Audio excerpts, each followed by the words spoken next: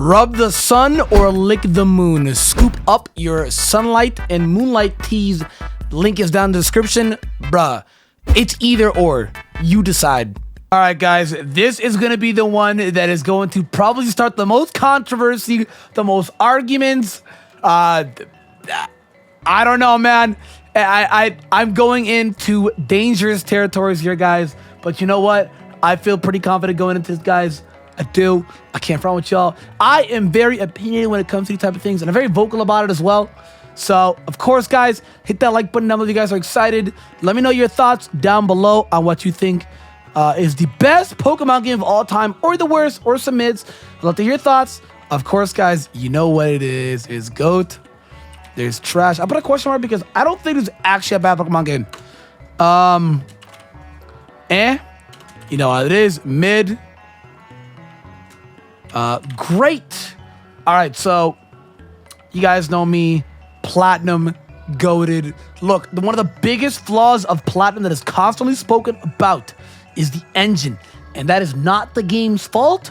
That is unfortunately the engine that it is on. That is an actual argument you can use because, right, there was the biggest problem of the Pokemon games being on the 3DS, not running properly, and then you see Let's Go being ported to the Switch, and it runs phenomenal. So yes, the engine being ported is an actual good argument. I mean, you look at Red and Blue, and then they're like, all right, let's remake it. And they put it onto the Game Boy Advance, and well, Firered and leafgreen are amazing games, right? So there it is. The biggest thing that holds it back is the engine. So, and remakes are on the corner. So, you know, the engine flaw is going to be taken away because the remake is going to be on the Switch. I would say first remake on the Switch, but Yellow got it. Yellow got it. Yellow got it, man. I think what's also in GOATed as well that not enough people speak about is, I think, Black and White. Black and White are phenomenal Pokemon games. They are also and I know people may not believe when I say this, but they're also the #1 most hated Pokemon game of all time. People may think it's Gen 1, when in reality, most people are vocal about Gen 1, and people are like, oh, I don't see any Gen 5 hate. Dog, Gen 5 is, unfortunately, and I really hate to say this, insanely irrelevant. Comparative to everything else, right? The merch didn't do that well. The anime did poor. Like, I think they did a ton of cuts, and they tried to bring back, like, Charizard to try and hype it up because the numbers were that bad. You can go back. It's constantly mean over how bad the anime was of Gen 5. We don't talk about the Gen 5 anime. We just don't. Easily Ash was the worst team as well, too. We don't talk about that. And easily Ash was the dumbest he ever was. We don't talk about that. But it's unfortunate that these games are hated due to the controversies that they have. And unfortunately, the biggest controversy they have is the story being hypocritical about freedom of Pokemon, as Getsus is trying to enslave them and people. It's really weird. Or as well as a bunch of the designs, mons that they brought in are heavily inspired off Gen 1 designs. You have the Frillish line, Tentacool. You have the Boldore line, Geodude, Woobat, Zubat. The name is similar, you know what I mean? Clink, Magnemite, Trubbish, Muck, Grimer, you know what I mean? Like, but if anything, it was kind of like a soft reboot on how they did it. I forgot. You know, I would link an article right now for an interview. That would be amazing. But if you know, you know. It's like a soft reboot, you know what I mean? Gen 5 was to, yes, they did bring us the most amount of mons we've ever gotten, more than Gen 1. I think it was like 156, 158, don't get me wrong. A lot of mons they brought us for the decks. But at the same time, that argument is kind of redundant because if they're not bringing a lot of well-designed mons, is it really like it's quality over quantity? You know what I mean? So of course they did bring a lot of amazing designs. We got Darmanitan, Dragon, Haxorus, Reuniclus, the GOAT. But then we got some designs like Clink, and also Trubbish is much more better designed than Muck and Grimer. Come on, man. There is more detail in the Trubbish line than there is in the Grimer line. Like, I just feel people give it way too much hate for the generation. You know what I mean? So, I'm with it, dog. I actually really am. It is an amazing, amazing, amazing game. I love it. Black and White 2 were also really good. I'm going to put them in great because I prefer the Black and White story better. But, I mean, if you preferred, obviously, Black and White 2 is better. That's opinionated. It's on you. But I'm going to put them both in there. I lost it. I need sleep. Is it just not here? I'm on crack. Guys, All right, you know what? It'll pop up. It'll pop up. All right. I gotta get some sleep after this. It'll pop up, right? I mean, maybe it's not here and I'm on crack, but you know what? It is here. I found it. All right.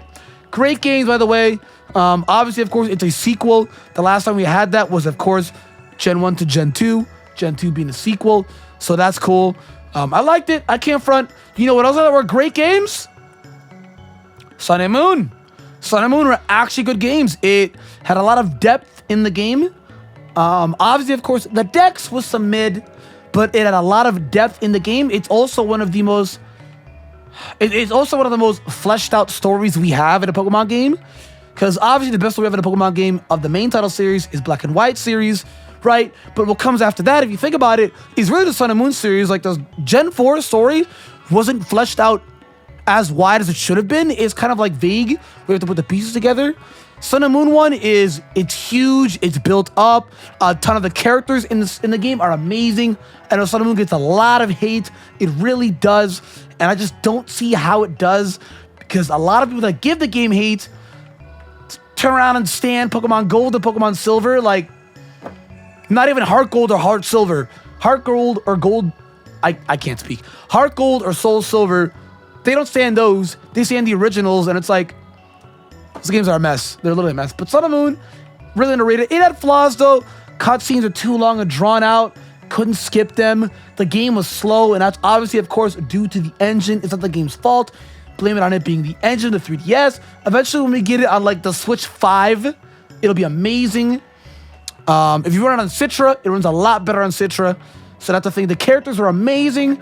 Obviously, of course, the Dex was okay, but a lot of the legendaries are really cool. The OST, amazing. Actually, top 5 OST. Really, really enjoyed the game. I can't front. I think Ultra Sun and Moon deserves some mid. I'm going to put it in there.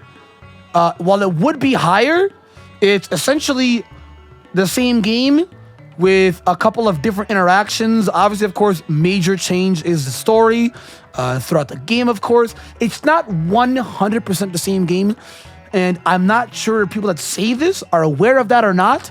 I'm not sure, because it's actually like not 100% the same game.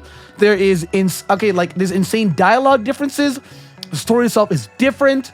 It has different DLC tracks or different OST tracks to the previous game. Like, there are changes in the game, but is it enough to warrant it being too different? Is the argument. And honestly, I don't think that it is. Obviously, of course, you have the Recon Squad, Poipole, the Ultra Beast, and the Necrozma, you know what I mean? And it really just pick your poison on which one you prefer better.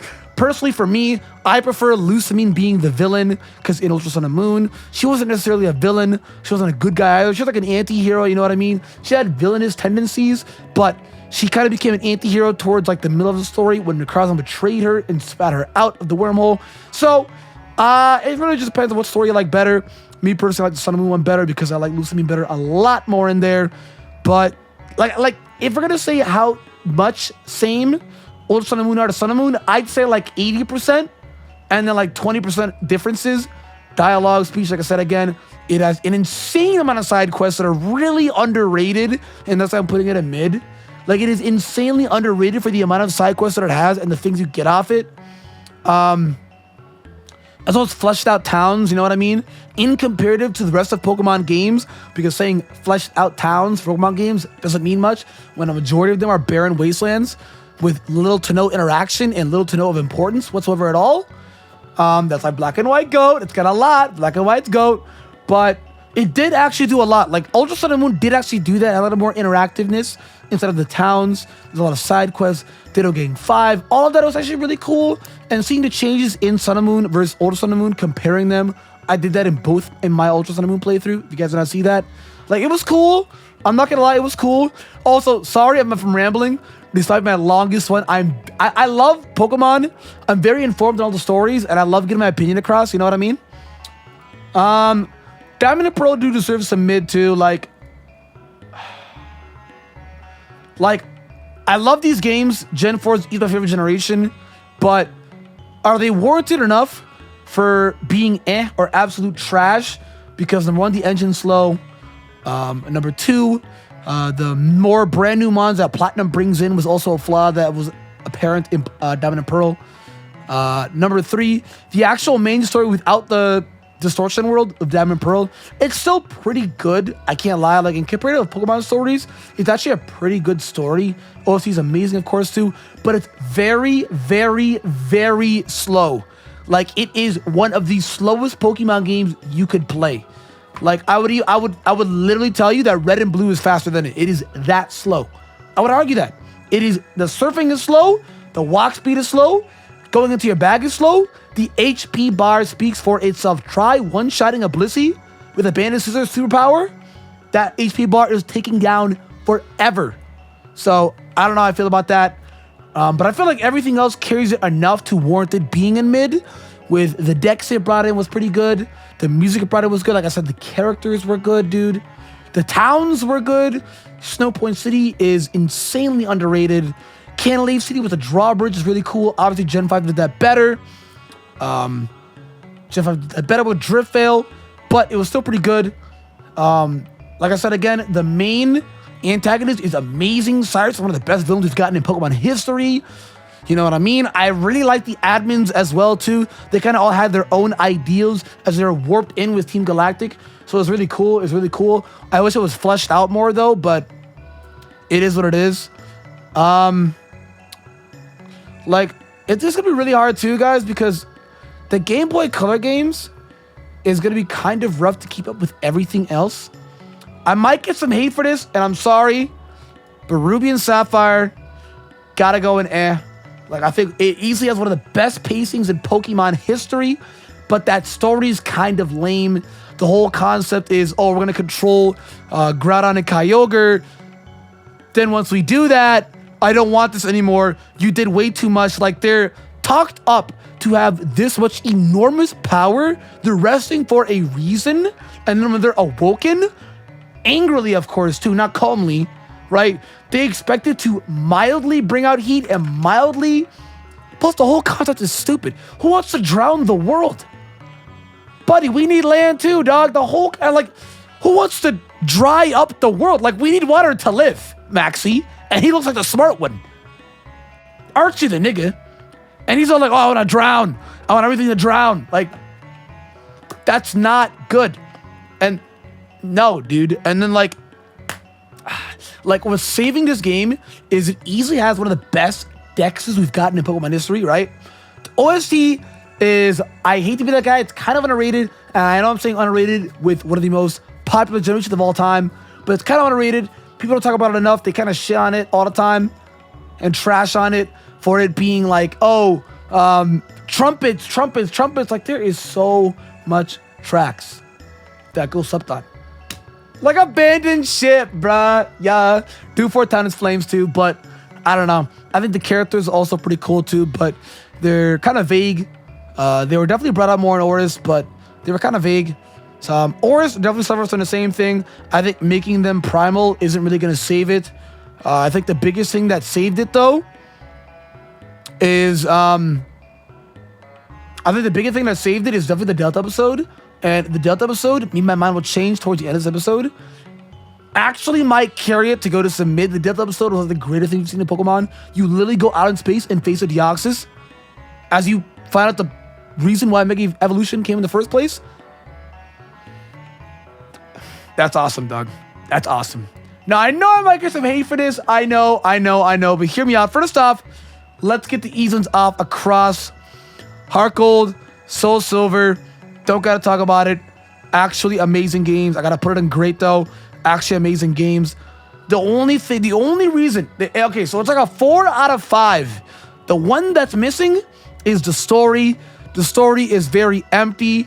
I mean, that's why it always kind of mind-boggled me, and people love Gen 2. I feel maybe it's nostalgia blinding them, but the story is very empty. I know Heartgold Soul Silver added more to it. Was it still enough, though? The level creep is absolutely awful in this game. I feel like the argument to say that it's 2 generations is terrible. That is not a good argument at all, because it's very possible to split the levels across and then also still have Reg's levels. It's so very much possible. Why am I at Price facing level 18s and 20s when he has like low to mid 30s? You know what I mean? Like, that don't make no sense, dog. He's a 7th gym leader, dude. You know what I mean? And even then, I think Lieutenant Surge at like 40s, 50s, something like that. I just finished a whole region in the Elite Four. You know what I mean? Obviously, of course, is one of the most beautiful regions I've ever gotten. It is one of the best OST in Pokemon history for free with the whole Japanese sound OST. Amazing. We have 2 amazing legendaries. Heartgold SoulSilver also gave us almost every legendary in the game. That's huge. And immerse after game. I just feel like it's really hard. You know what I mean? It's really hard to put it up there when it also has some noticeable flaws that I feel like maybe go unnoticed. Gold and Silver, I'm going to put down here as well, too. Like, it suffers everything that I said about Heartgold and Soul Silver, but even worse because the story isn't added on because they added it on Heartgold Soul Silver. So the story is not added on in Gold and Silver. You don't get a majority of the good mons till later in the game, even in Kanto, which that doesn't make any sense. Why am I getting all of these mons in the Johto decks that I want that are actually good in Kanto and not in Johto? I don't like that. The dex, of course, is pretty good, but at the same time, so you don't get a majority of those good mons till later on, and that's unfortunate. Like, the chance of getting Heracross through the sap tree, very low. It's kind of obnoxious. I think you don't get Murkrow till like the lower half of Blackthorn, something like that. And I mean, with Murkrow's popularity in the anime, a lot of people wanted it. Obviously, of course, not a good mon. There's a lot of good mon, like I said. I think even in Crystal, you don't get, or in these games, sorry. Correct me if I'm wrong. I think in Crystal, in Cerulean City, or Suicune in Cerulean City. I don't know. I don't remember. I literally played through like 3 times this year. I don't remember. Crystal goes in there as well. I'm not trying to be rude, guys. It's just my opinion. No hate. But Crystal is this game that is almost always, people always put it here or here. They call it one of the greatest Pokemon games of all time. And I feel like I have to step in, maybe take one for the team, maybe take the blows, you know what I mean? But it's not that good. Like, nostalgia is blinding. The story is very, very poor. You know what I mean? The decks that Wookiee can acquire, very poor, right? The levels, awful. The second region is empty. And honestly, that actually was a selling factor, believe it or not, because you can go into the commercials. It was hyped up like, oh, relive Kanto again. Come to Johto, the sequel of Red and Blue. Like, it's literally a sequel, and it's supposed to be hyping you back up to go to Kanto, which, you know, Red and Blue blew up. It was a selling factor. And, like, it's empty. It's empty. You know what I mean? I don't even think the building was built to like Heartgold and Soul Silver. That's crazy, dude. In Vermilion City, like, Kanto's so empty there. The Elite Four is easily the lowest leveled Elite Four, followed by Hoenn's Elite Four, which is also insanely lower leveled as well. But Hoenn's got some cheese to it. The Elite Four, like I said, is probably it is the easiest Elite Four you can ever come across. Yeah, it just has a lot of flaws that I feel like it shouldn't be hyped up to. But obviously, of course, my opinion, the flaws, subjective, if you may disagree or agree, but they're there. I don't think there's a trash Pokemon game. Like calling Red and Blue trash would just be rude because it was the very first one. And it was intended to look like that with the mechanics we had at the time in the era. As well as its time and weight is still endless. Like, I know Red and Blue didn't have really much of a story either, but the story was simple enough. It was, hey, it's us. We at least had Giovanni versus in Gold and Silver. We didn't have that. It was literally nothing. That's why Heartgold and Soul Silver is kind of awesome, because we had that little Alex Forrest DLC thing with Giovanni being Silver's dad. You know what I mean? Plus, the rival's really cool, and Red and Blue is actually challenging as well, too. It's easy, one of the hardest Elite Forms we had in Pokemon. One of the highest level caps for it is 2. You have good characters, like we have Red, are playing as Red. We have Giovanni, Sabrina, Surge. You know what I mean, dude? Like, it's all sick. I feel like if they would have taken the adaptation from the manga in Red and Blue, oh, it'd be great. It'd be great free. But placing them is gonna be really weird. I think we're gonna make another row. I'm gonna call it. This is gonna be okay. It's gonna be eh. It's just really difficult on placing them The entire Gen 2 goes down here for I think I'm also going to put red and blue there as well. Like I'm gonna put it in okay.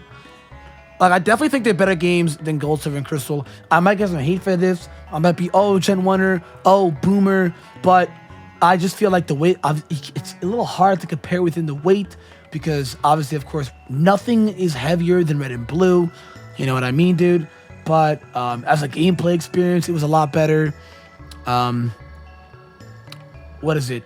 The story, it was at least more of a story in red and blue than there was in Gold, Silver, and Crystal. Like I said, the leveling was a lot better in there as well too. The monsters you could find in the wild, a lot better than there was in Gold, Silver, Crystal. You know what I mean, dude? So I honestly, subjectively, I think they're better games. Like easily. You know what I mean? Yellow's up there as well too. I mean, who doesn't like yellow? Am I right? Firered and Leaf Green definitely go up for great. Like they are doing Gen 1 as well as they are doing. We also got the Sevi. Like the amount of added content we got. Sevi Islands, dude. Gens 1 through 3, finding them in the national decks, an amazing immersed national decks. It has an after game, a Leaf 4 rematch, dude. The Sevi Islands, like I said, the Sevi Islands actually have some cool lore with Lorelei, some cool side quest missions. You even have Team Rocket going after them again. Dude, it's freaking sick. You can find a lot of other mods as well, dude. Like, there's also the tickets you get, like Naval Rock and all of that. Like, it is an amazing game. It actually is an amazing game. The engine is great. The pacing is great, dude. The battle mechanics are great, dude. Like, it is an actual, like, on paper, it is IMO the best representation to introduce somebody to a Pokemon game is indeed Firered and Leaf Green. It is the best way. It's simple, not hard to get into. It's great, runs great, levels great, story's simple but great. You know what I mean? Like, it is great, dude. It is great. Like, it is an amazing game. It has to be there, dude. I think Emerald is also the biggest saving grace of Gen 3. Like, Emerald's got to go in some mid. I really like that they did because the only team that has done something remotely similar is Sun and Moon with Team Skull and Team Aether. But Team Skull was underneath Team Aether versus Team Aqua, and Team Magma is, you know, obviously better and more immersed. In Emerald, you get to hear a lot more about them as well too, and their ideals are more detailed, of course. Just a little bit, like not much to where it matters, but I'm just pointing it out. We also got the Battle Frontier. The after game in Emerald is insane, dude. The Battle Frontier is amazing. The extra added content you can do, contests. Like, obviously, yeah, it's in all of Gen 3, but Emerald, having the Battle Frontier really just brings it all in, dude. Like, Trainer Tower is cool, but Battle Frontier, like, a lot of people did not play it. So when people were complaining about it, they were vocally upset that it was not in Ordis. I feel like that's cap. A lot of people didn't play it. Guarantee a bunch of them wouldn't even know their names. You know what I mean, dude? They just wouldn't. Like Battle Pike, Battle Dome, Battle Pyramid. Absolutely amazing. It was great. Literally, the biggest saving grace to make it, say, Gen 3, right? From okay to mid is it has 2 bad guy teams, right? Rayquaza is involved in the story. Rayquaza actually adds on more to the story because they don't really mention him that much in Ruby and Sapphire versus in Emerald. It's like, all right, go to Sky Tower, get Rayquaza. He in the lore stops him, so go get him. So it's like a little better, you know what I mean? That's why I'm saying it's mid. As well as the Battle Frontier, you know what I mean, dude? It is great. Like, I like it. Also, like, you get to get a lot more mods in that game too. I don't think this by much. Like, I think Ruby's the only you can get Zangoose versus Sapphire and Emerald. You can still get some Viper. So it's not by much, but it's pretty cool. I can't front with you, dog. Like, who didn't like Emerald? It's pretty cool, dude. I can't lie. It's a mid for sure because it still lacks the same problems. Story, like I said, is the biggest key factor. At the end of the day, it's an RPG. I've heard this argument multiple times. The story doesn't matter in a Pokemon game because the logo is gotta catch them all, right? But it's an RPG at the end of the day, so story does indeed matter. As you can tell, a ton of the games that are lowered off, stories not that great. Fire and Leaf Green story is just kind of the same. It's actually added on more to in Fire and Leaf Green than it is in Red and Blue because they're adding some more in-depth character quirks that they're adding on to like Giovanni, to Blue, even to Oak. Like, it's kind of insane. You get to see more of the characters fleshed out more in Firered and leafgreen, and I really like that. Like I said again, too, all the extra added content that they've done in Firered and leafgreen does merit it to be all the way up there. X and Y, like I said, are just okay games as well, too. The biggest problem with them is story is absolutely terrible, but it has one. That's the thing. It does have one. It's around there. It's up there, but it's not that good. Like, it is empty. It's redundant. It's kind of hypocritical even at some times, too. You know what I mean? The Gen 6 decks is probably the weakest decks we've gotten in Pokemon history, dude. I feel like what really carried it and sold it were indeed Megas. I guarantee you they're not like 5 Mons on the one hand you can name that you like of Kalos Mons. But the region is beautiful and immersed. I love it so much. Camera angles I thought were pretty cool with Lumio City. You know what I mean, dude? A bunch of the towns are so relaxing. They're so cozy. You know what I mean, dude? OST is kind of underrated, but at the same time as well, too, the OST is kind of lazy. It's just instant loops. It doesn't have that power. You know what I mean? That richness that it has. Like, it easily has the weakest OST in the series by far. Comparative to, like, all the other games you see here, it easily has the weakest. I feel like someone's looking at our name. This track was a banger. It may sound melodic. It may be catchy to the ear. But in terms of, like, a technical musical track, it's pretty weak, easy to weak. It's just a loop, you know what I mean? Kind of lazy. So there's that. The characters are probably some of the worst characters we've gotten in Pokemon history.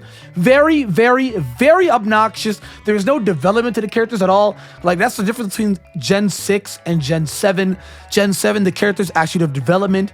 Lily's different. Gladion changes and takes over the company depending on which story you take on.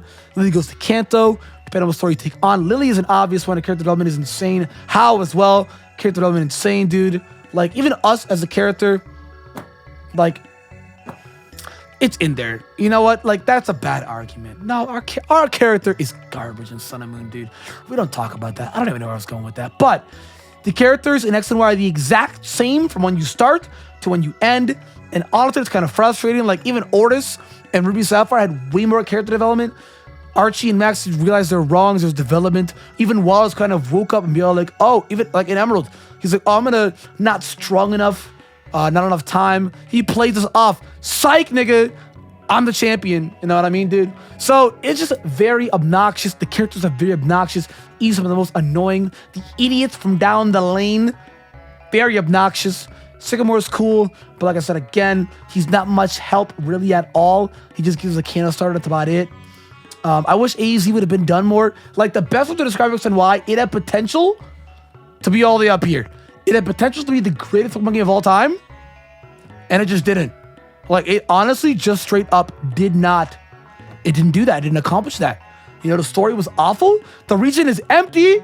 There's a whole section of this region that you cannot access. Southern Kalos. Lumio City is still under construction. The power plant door is locked. Volcanion event in Oris literally links up with the quote-unquote description of the Southern Kalos. So for the Volcanion mess it up, okay, why? The after game is pathetic. It is pathetic. It is pathetic. But visually, it's a gorgeous game. Like I said, OSTs, like I said, I don't know, dog. Like, it's kind of, like, it might have to go down here. After now, I just like convinced myself, you know, like, it is not all the way deserving to be an okay game. Like, I really do love X and Y, the experience, playing it. It's also the weakest 3DS game. Try running 2 Moltres each on both sides in a multi-battle. The game will actually crash. I've done it before. Oris obviously is a little more enhanced. Sun and Moon obviously as well too. But I think Oris is actually the strongest 3DS game in terms of visuals and what it can run. I don't know why, really. I don't. But that's what I hear. You know, it's weird. But X and Y, I don't know, dude. Like, after saying all the points out, so I like to make these videos to talk about it. It's easily in the tier. Like, bruh, like, it had a lot of problems. And it had a bunch of potential too, but Megas do not save your decks from being poor. You know, obviously with Aegislash, Pyroar, Tyrantrum, Claude, Surge, Regulge, you know what I mean? Dude, Diggersby. I just named 6 mons, so that 5 thing I said, cap. I don't know, man. Like, it definitely has some problems. And let's go. I feel like it might get a little more hate than it actually does. Like personally, I would much rather play Pokemon Yellow. But let's go. As a game, visually was amazing. The added features and added text dialogue they actually did to bring out more life into the characters. We saw more life in Lorelei than we've ever seen life in Lorelei. Like, obviously, if you did Sevi Islands and Firered and Leaf Green, you see life in Lorelei. But you get to see a little backstory or two in her home. But in Let's Go, you actually had that. There was a lot more vibrant life that we got to see in Gen 1 comparison to even Firered and Leaf Green. You know what I mean? It's just the issue for it is the pacing. It's kind of slow. Obviously, they give you the option to skip cutscenes, and that's amazing. A bunch of the added features that they did. The mobile PC, while it is cool, I don't want that ever to be a thing. It's kind of annoying, and it makes the game too easy because then you don't have to worry about going back, storing something, come back out. You know what I mean? I guess it's less tedious, but then again, at the same time, if it's inconvenient, that does add on to the challenging factor of a game because it's inconvenient and tedious. So, I mean, you can look at any hard Pokemon ROM hack. That's exactly what they do. Blue Kaiser is a great example. Reborn is a great example. So, honestly, I'm going to put these games in mid. Like, they weren't bad by any means at all. They just weren't anything amazing. I feel like if you're a kid, you loved it. Me, unfortunately, I'm not, right? They were just okay. Like, they were great renditions of Generation 1, but at the same time as well, too, the pacing is kind of obnoxious. I can't front.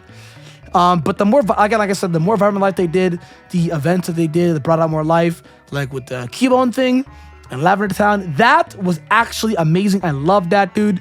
We got to actually see Green. You don't ever get to see her, nor is she hardly ever acknowledged. And she was acknowledged.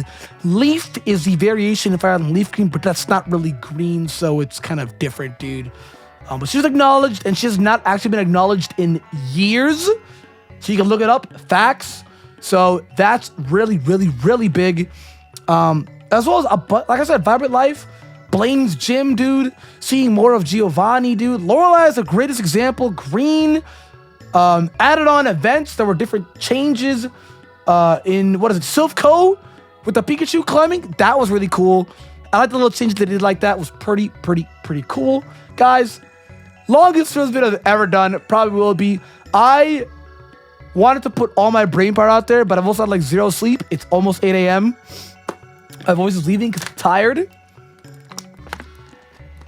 That's why I want to start a podcast. I could talk about Pokemon games forever, but I do strongly believe in this list. Now, if I get hate, I feel like it'll be, biased hate from Johto stands, like, but Heartgold and soulsilver is all the way up there. So, I don't know, man. I feel like I put a ton of valid points across.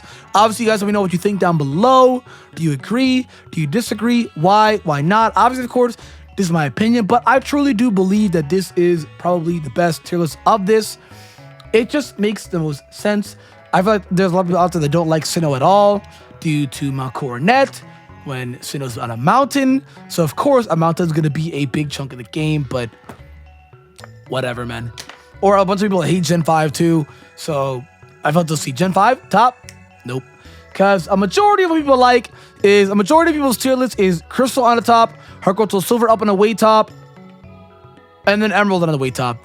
Those are the best games to them. So I don't know, man. You guys know what you think down below. Subscribe, hit that like button down below, guys. The more likes we receive, like I said again, the more tier list videos I'll make, depending on the support of you guys.